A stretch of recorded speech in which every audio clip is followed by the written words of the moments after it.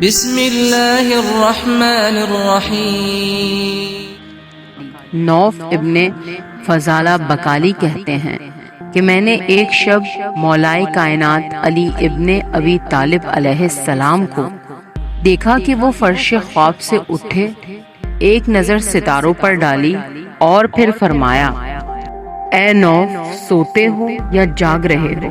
میں نے کہا کہ یا امیر المومنین، جاگ رہا ہوں۔ فرمایا: اے نوف، خوش نصیب ان کے جنہوں نے دنیا میں زہد اختیار کیا اور ہمتاً آخرت کی طرف متوجہ رہے۔